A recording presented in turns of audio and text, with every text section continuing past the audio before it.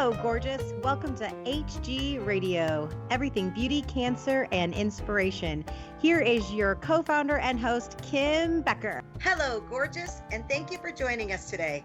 I'm your host, Kim Becker, and this is Hello, Gorgeous, everything beauty, cancer, and inspiration on Society Bites Radio, social interaction for your mind and soul. This episode is brought to you by Amplified Marketing Group. They specialize in affordable mobile solutions that will get you noticed and help you retain customers. Check them out at yourphoneguy.com. Our guest today is Nancy Solari. When Nancy was 16, she was diagnosed with retinitis, pigmentosa. If I didn't say that right, she can pronounce it correctly, and experienced progressive vision loss. Despite her prognosis, she was resilient in living with purpose. Today, Nancy hosts the Living Full Out show on determination and positivity. And boy, do we need that today. Hi, Nancy. Welcome to the show. Hi. Thank you for having me. So happy to be here. I'm so glad. So did I pronounce is it retinitis pigmentosa? You did. You're practically a doctor. Okay. Yep. Okay, good. I'm glad I was able to do that. So before we get started, so you are a returning guest, which I'm so grateful. I'm so glad to have you back again. And so last time, before we even get started in the interview, I have to ask you this question because the last time you and I were talking about our word of the year. And so we discovered that that was something that each of us do at the beginning of the year. And so we're kind of at the beginning of the year. What is your word of the year this year? Well, the word of the year, ironically, was connection. Okay. And it's strange because my goal with it was to actually connect with like childhood friends from when I was 10 or, extended relatives that I don't talk to all the time. But gosh, with this whole virus thing, right, connections kind of gone to a different level where, I've talked to distant folks, but I've also talked to my everyday friends and just really kind of, being a good sounding board for them. So the connection's still going strong. It just kind of changed a little bit. It evolved with the times, didn't it? Exactly. Yep. Yeah. So we're in a challenging time right now. So when you were going through all of your challenging times, like what enabled you to get through those challenging times? That is going to be different for everybody. It's really interesting. Friends, family, of course, number one. But again, not everybody has a big family unit or a lot of friends, right? And I was lucky to have that, but not everybody could handle everything. There's some people you go to for career woes, and there's other people you go to when you're having health challenges, because not everybody it's not like it's a one size fits all, right? Everybody's going to understand everything. So I really had to look at my friend and family base and figure out, okay, as I go through these challenges of life, who are going to be the best people to go to that are really going to understand, but also tell me what I need to hear to get out of my funk, out of my sadness. And it wasn't everybody. And then also I had to really turn to faith. And I'll be honest, I grew up going to church with my family, but after domestic violence and a divorce, we kind of stopped going to church. And, I kind of found my way back after 5 miscarriages, after losing so much of my vision, and you get to a point where you're just like, what does this all mean? And it kind of led me back to my faith, which I'm happy to have in my life again, but on my terms, not because I have to go to Sunday school with my family. It's because I choose to. So it's kind of interesting. I think it's a combination of whatever one's soul needs, in that moment. Mm-hmm. And so you're busy. Tell us a little bit about you've got a successful talk show. Tell us a little bit about that and the type of guests and the stories and how they challenge how they get through some of their challenging times. Oh, I got to tell you, I know that I have challenges, right? I realize I go legally blind and all these things have happened, but I sit across from some of these people, and I mean, they are warriors. They are heroes. Like, I can't even believe it. I mean, we've had guests on our show. We had a gentleman who was on the California Highway Patrol, and his job was to walk the Golden Gate Bridge. and find people that looked like they might commit suicide Oh, and talk them back from it. You know, we had a guy that's coming in our show in a couple of weeks. Amazing. He was over at Vietnam fighting and stepped on the wrong device that blew off his legs. But you know what? He took having no legs and said, well, I'm going to make the most of my arms. And in fact, he ended up walking across America from California to Washington, D.C. And Ronald Reagan in tears, gave him a medal just because, I mean, it took him 3 weeks, but he walked on his arms. He crawled all the way to Washington, D.C. And so it's interesting because I really believe sometimes the best of us comes out when we're given that challenge. It really prioritizes what's the most important in life. And, everybody's got that superpower. It could be strength, like the guy I told you about, who walked across the United States, but it could be wisdom, like the guy who pulled them back from committing suicide.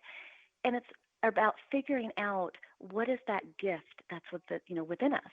And so, wow, these guests blow me away every week.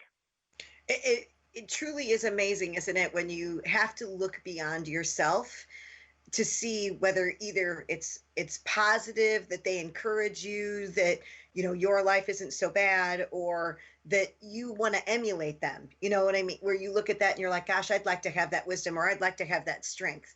But when you have to look outside yourself in order to be able to actually see those things. Do you agree? Absolutely, absolutely. And while you and I are lucky enough to host our own shows, I just invite everybody listening here in the audience that you could go out with some friends and have that same moment, because everybody's got a story. Mm-hmm. But the where we sometimes feel like we're in a desert and we're thirsty for water is that no one asks us to tell our story. Mm-hmm. People go their entire life with all these stories within them that no one has asked about. So I just encourage the next time you're around the kitchen table or out at a happy hour with friends that, everybody go around and say something that maybe no one else knows at the table. Mm-hmm. So how do you, I love that idea. And I wish more and more people, especially with people spending time with home, I wonder how much they would find out about like certain family members, right? Like they probably, if you just had like a question that everybody had to answer, you probably would learn things about people that you're around every day that you didn't even know. Oh, and it's so easy to do. I actually play it with my family. We call it hot seat. We sit around the fire pit or we sit around the table, and you can go out there and get a book of questions. And these questions are like, who's your greatest role model? Again, if you had a superpower, what would it be? And they may seem like silly questions, but gosh, what would your grandparents say? What would your little niece say? What would these people say to some of these questions? That's Mm-hmm. right. And so during you maintain excitement for the future, but yet calm your fears down because we don't know what tomorrow will bring. Yeah, the thing is I think this is a little bit where going blind has been a benefit for me, because if I can't see the road ahead of me, a lot of times I take that step hoping I'm not going to trip downstairs, right? Or hoping I'm Right. not going to step on something I don't want to. But the thing is, it's a lot like how we are right now. We don't know what the economy is going to look like. We don't know what the world is going to look like, climate's going to look like. But, I think you have to wake up every day being able to control what you can. Mm. You can control how you treat people. You can control having a clean home. You can control, working out, right? In some form, in any way, arms, legs, whatever. But you have to let go of what you can't control, because that's where you burden things that will just gobble you up. And then there's no good that comes from that. Right. I agree. And I think that so many times that's what we get fixated on, is the things that we can't do as opposed to the things that you can do. And I imagine that that's part of it. It really is. You really have to focus on those kind of things. Now, is that the advice that you would normally give your clients that are concerned about like the virus and feeling isolated and maybe some financial concerns?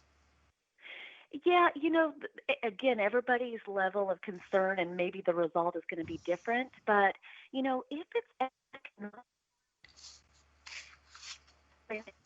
what is my plan A for how to pay things most immediately? Negotiate what I pay people immediately. And then it's kind of looking down the line. Okay, how can I make kind of quick money? Okay, how can I rebuild my retirement, my savings, and coming up with a plan. And then even when it comes to like the hurdles of health, people worry, gosh, I want to go to my favorite restaurant, but I don't want to get the virus, right? Right. I think in life, you just have to trust and you do have to take chances because otherwise we're going to have to wrap all of us in, bubble wrap, Mm-hmm. right? And we're going to be masked and gloved forever, right?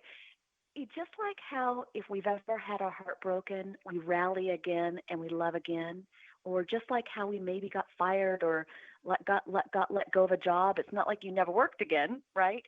You have to rally. You have to live life full out.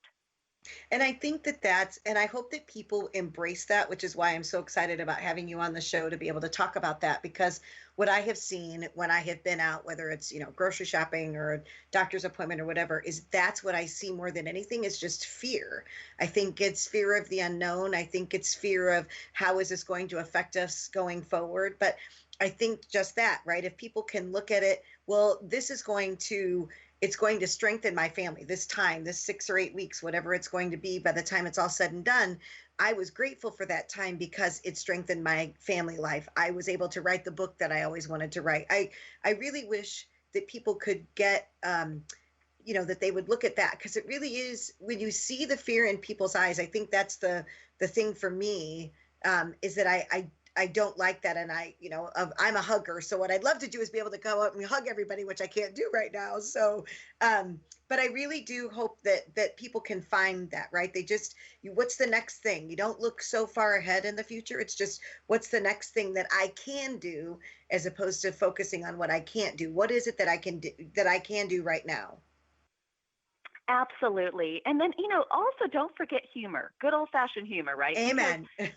well, well before this time. Okay, how many times did we go through a drive-through?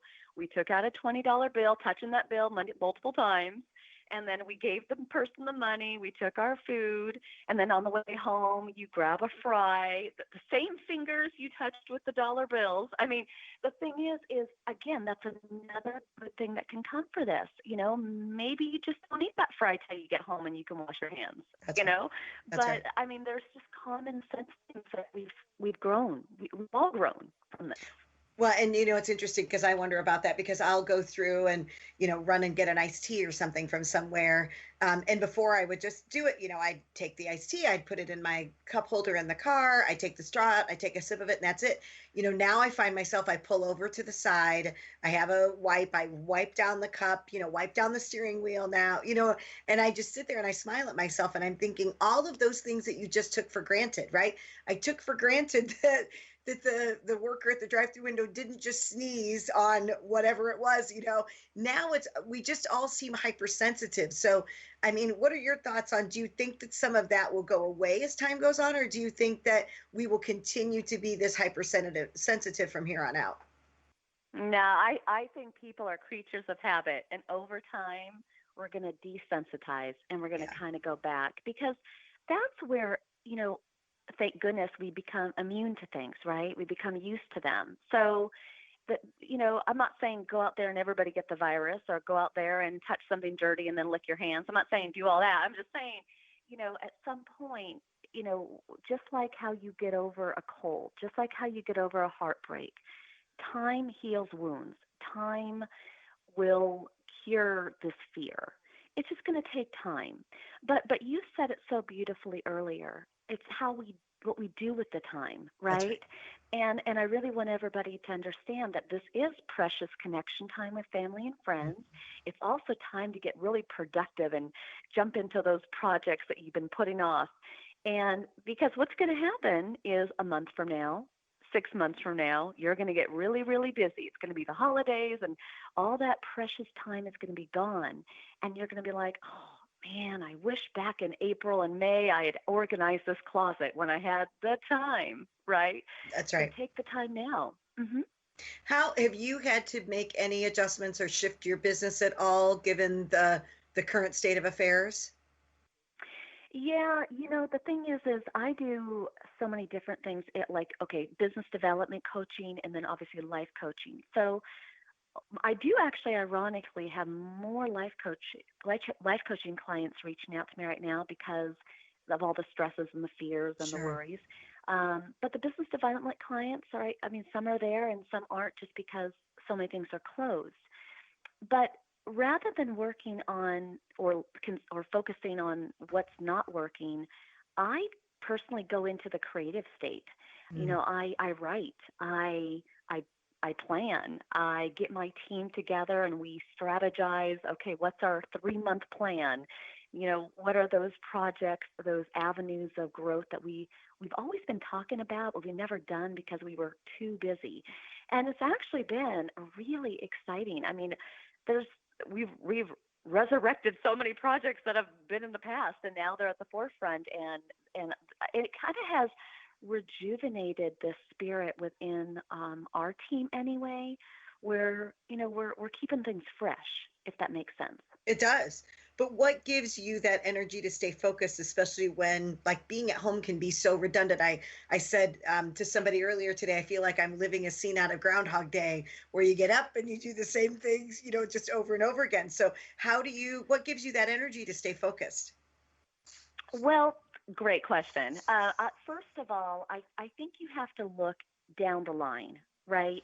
You have to say, okay, again, I can't control what's happening right now, but you know what? I can control next year Mhm. a little bit more, right? I can control maybe a little bit more the fourth quarter of this year. And so I think it helps me to wake up every day knowing that I'm working on future good work, right? Mhm. Because that way when fourth quarter comes around, next year comes around, we're in a great positioning to do what we want to do. I also really believe that when you go to bed at night, and this is what I do when I go to bed at night, it's important to turn it off. Turn off the Mm. news, put a notepad by your bed, and gosh, if something needs to get added to the to-do list to help you sleep, then write it down or record it, whatever you got to do. But go to bed with peace in your heart that things are going to be okay. We don't know how long it's going to take, but they're going to be okay. And then you want to wake up the next day and you want to say, all right, it's Groundhog's Day again, right? But I'm going to do one thing different today that I didn't do yesterday. I'm not going to have the same breakfast I had yesterday. Or you know what? I'm going to do my walk in a different direction today. So it's just little things to help switch it up. And again, it goes back to the whole conversation that we've had. We do have control to do that. We do have control to change what we have for breakfast. We do have control to change the way that we walk around the neighborhood, whatever that is. And I think that there are ways to keep yourself from getting stagnant. Absolutely, absolutely. But the funny part is, it's all within you. So it's That's right. not other people do not control our mind, our ability to do. You do. So if you eat too much, drink too much, if you allow yourself not to sleep, if you choose to, not work out, if you choose to not do things, well, that's kind of on you. But we have the ability to look at life glass half full or glass half empty. I just choose half full. Now, sometimes it's full of water, sometimes it's full of wine. I keep it festive. But it's all about enjoying life, right? And it's so funny you say that. So my son, I'm grateful. He's 17, and he's only a junior. And I feel so bad right now for all the seniors in high school and all of the rites of passage that they're either eliminating or that they're changing up, for this class of kids. But, when this all came down and school got canceled and he's doing like his schooling from home, I said to him, you know what, son, this is an opportunity for us. And I said, you and I are making a commitment to each other right now that when this thing is all over with, you and I are coming out of this better than we went into it. We are taking the time to work out. We are taking the time to eat better. We are taking the time to, juice and have smoothies and all that kind of thing. But just what you said, it's a mindset, right? It's just truly that we chose to take that mindset mindset. Instead of looking at the gloom and doom of all the things that he's missing out on, we decided, no, we're going to stand strong, and we're really going to come out of this better than what it was when we went into it. Well, and also I think it's important. I agree with you completely, and I think it's important to remember this is history making time right Mm, now. This mm, is going to be a time that they're going to talk about for years to come. And it's how did you spend that time? Who did you hang out with? mm-hmm, What kept you strong? What kept you focused? mm-hmm. And again, out of this time is going to birth many, many, many stories. So again, I invite everybody to, let somebody tell their story. I agree with that. So, how are you taking the time to advance your business, and how are you keeping yourself organized now that you're working from home? I love working from home, to be honest. I actually think I get more done here. I mean, I talk kind of loud, I guess, when I talk. I pronounce, shout it out, or I get excited, And so home is a good place for me to do that. But beyond that, I'm a big fan of a to-do list. Mm, And so a lot of times at the end of my day or in the beginning of the day, I have my to-do list, or I send emails to various people on my team and give them a heads up as to what to do tomorrow. And that kind of gives me a guide. I also believe in the power of team. Now, some people are going to have larger teams than others at their companies or within their business. I realize that. But a team can be colleagues, it can be assistants, but a team can also be your spouse. It can be your kids. You know, if you're at home, it's a team meeting, right? The parents are the CEO or, the CFO. Okay. And so, I kind of go into it in the power of team, in that spirit. How can everybody together make the wheels turn? So when we consider different projects at Living Full Out, we always talk about the big picture. What would we like the end result to look like? And then everybody who's a part of that project, we divide out who's doing what, but everybody understands the importance of, okay, I have to do my piece to the best of my ability because Susan or Robbie is waiting for me. They're going to take it from me. And I think that's the biggest thing in life is we want to know that what we do in life has meaning, that it mhm. has purpose, that people care. And again, whether that's in business or in life, you'll never go wrong if you stay in that lane. I agree. I agree. So tell me, so I'm asking everybody this question. What are you doing? Two things. What are you doing to stay safe? And what are you doing to stay sane during this time? Well, to stay safe, I'm not going out there in the world, you know, being an extra body in a grocery store if I don't have to, right? Yes. I think, stay home, and as things open up, I will gladly go out there to my favorite restaurant and have my black and blue burger, which is a bacon burger with blue cheese. Yum, yum, yum. Can't wait Yes. for that. And so I think to really do this virus right, to open up our country the right way, I think everybody has to just do their part and, don't be afraid to go out there, but also don't be an extra body where one doesn't need to be. You That's know right. what I mean? Agreed. Um, Agreed. and then to stay sane, I believe in wrapping myself around positive music, movies, you name it. I'm actually with my mom right now, visiting her, and when we're looking at movies on Amazon Prime or Roku, there's a thriller or a horror movie, or there's an inspirational movie or a Mhm. comedy. I'm going towards comedy and inspirational because, again, I want to fill my mind not with negativity. I'm That's right. sure the car chase and I'm sure the who's done it movie is intriguing, but it might make me think and ponder and not sleep or who knows what. You know That's what I right. mean? Yes. hmm So tell me more where people can find out more about living full out. Well, we kind of have one central hub, which is livingfullout.com. And if they go there, they can tap into our 24-hour station. They can hear Living Full Out on and on and on, show after show after show. Or there's our radio page where they can pick an episode based upon a theme or a topic that interests them the most. We're very active on YouTube, many, many videos there, and Pinterest and Instagram and Facebook and LinkedIn. Say hi to me there. Um, some people are more visual learners, auditorial learners. That's what I am. But other people just really love to read. And if you are that type of a learner, then you know what? We have a blog that touches Awesome. on various topics. So we just want you to not have that fear cluttering your mind. We just want you to laugh loud, love big, and live full out. I love that. Thank you so much, Nancy, for joining us today. I appreciate you taking the time out of your schedule to be with us. Absolutely. Thank you for having me. I'm feeling gorgeous. Good. After I'm this, so by the glad. way. I'm so glad. Well, thank you for joining Thank me. you.